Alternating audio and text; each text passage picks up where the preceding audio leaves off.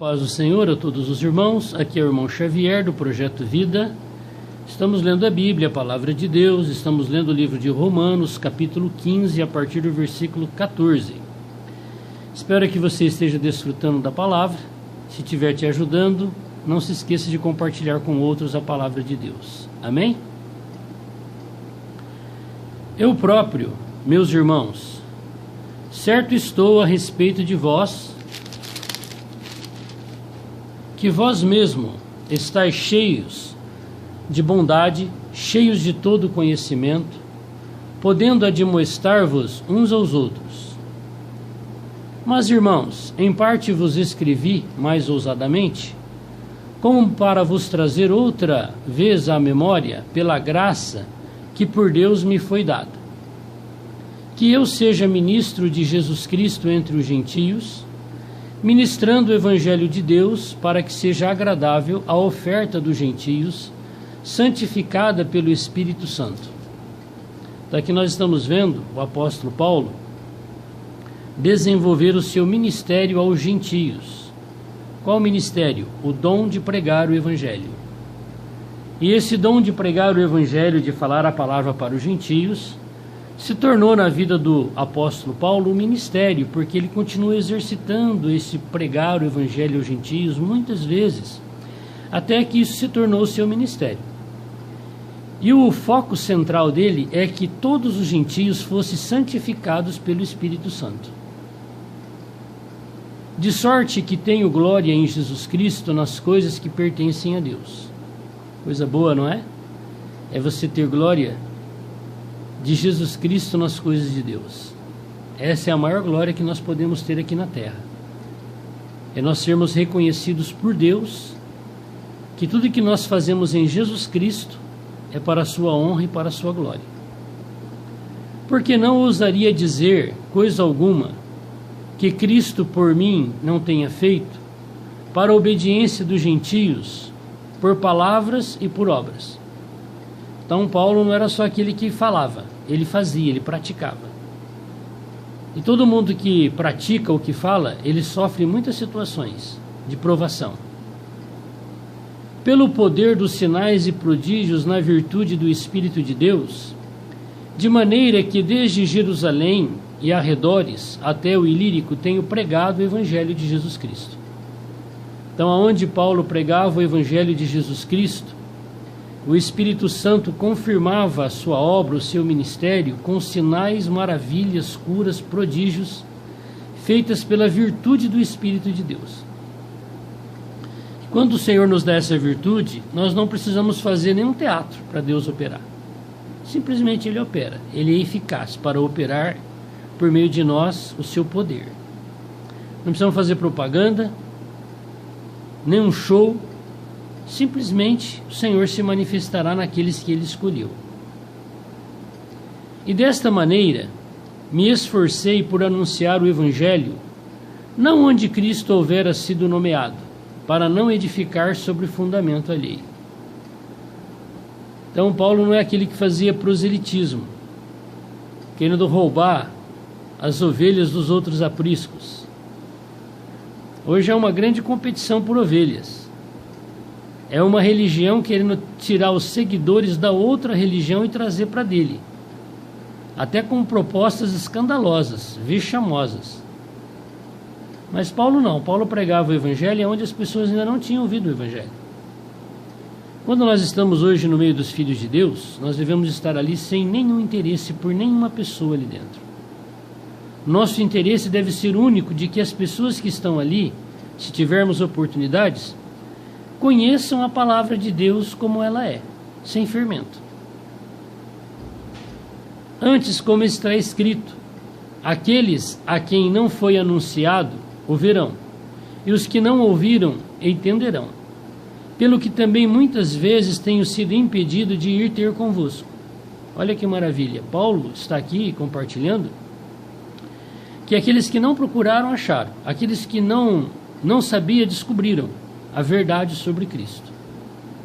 Mas agora que não tenho mais demora nestes sítios, e tendo já há muitos anos grande desejo de ir ter convosco, quando partir para a Espanha, irei ter convosco, pois espero que, de passagem, vos verei e que para lá seja encaminhado por vós, depois de ter gozado um pouco da vossa companhia.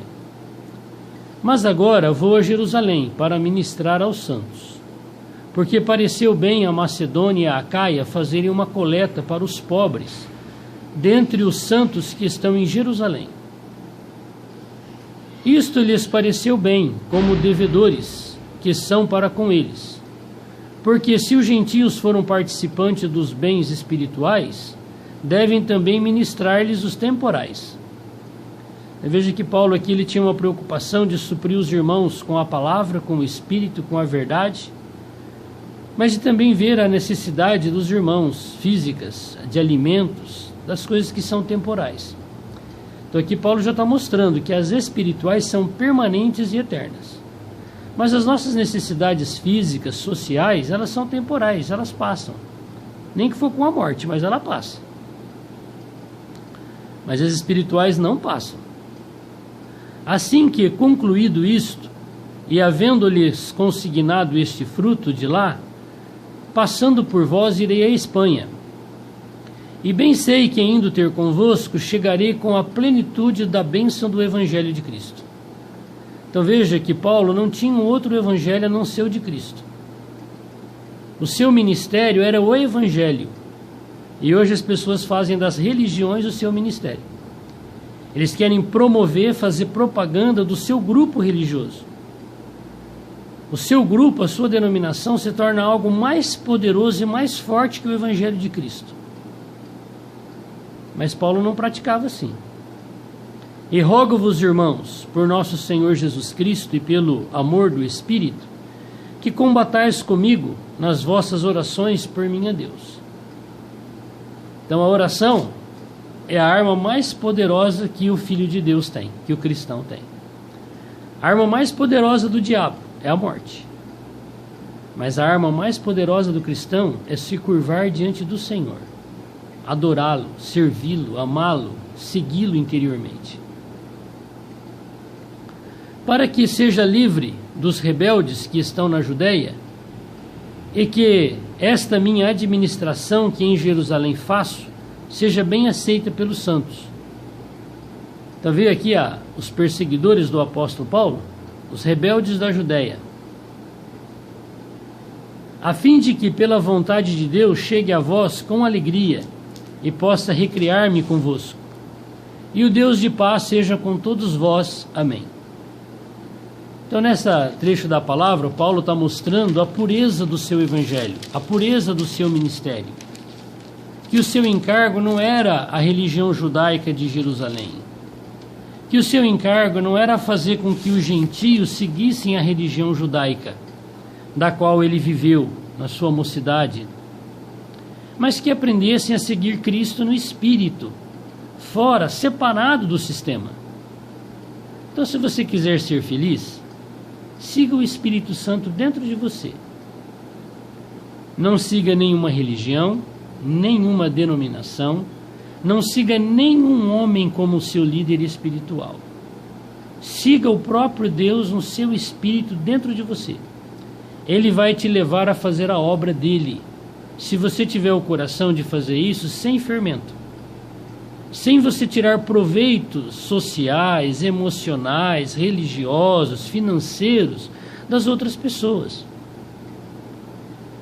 Todas essas bênçãos vão chegar na vida daqueles que fizerem com pureza, vindo do próprio Deus, do trono dele, sem interferência humana.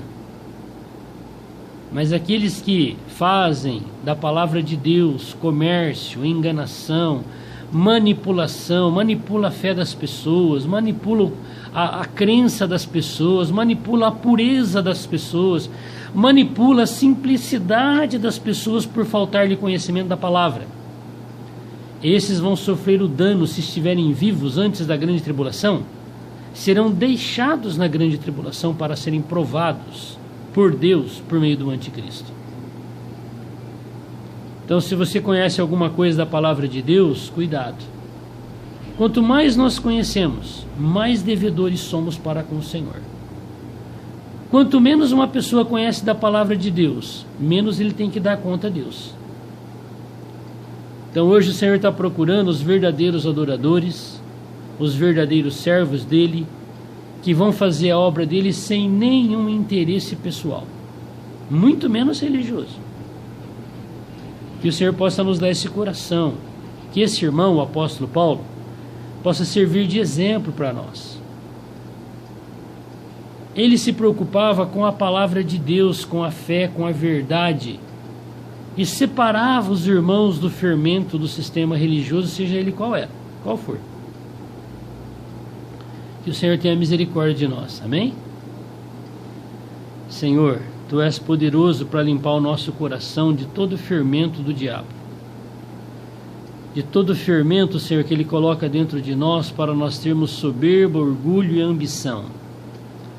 Senhor, Tu és poderoso para limpar a nossa consciência de obras mortas. O Senhor é poderoso, Senhor, para pingar colírios nos nossos olhos para nós vermos a Tua palavra como ela é. Senhor, Tu és poderoso para nos ajudar a levar a Sua palavra sem nenhum interesse. Simplesmente que as pessoas Te conheçam e Te sirvam, e o tenham como única cabeça, como único pastor, como único Senhor. Senhor, opera por meio daqueles que estão se curvando diante de Ti, pedindo a Tua misericórdia, a Tua graça de Te servirem com simplicidade nesses dias. Senhor, nós estamos aqui aguardando a Tua volta, o Teu retorno. Nós sabemos, Senhor, que a grande tribulação está para começar. Dá-nos graça, Senhor, de sermos amadurecidos para sermos arrebatados antes da grande tribulação. Amém. Que Deus te abençoe grandemente. Aleluia.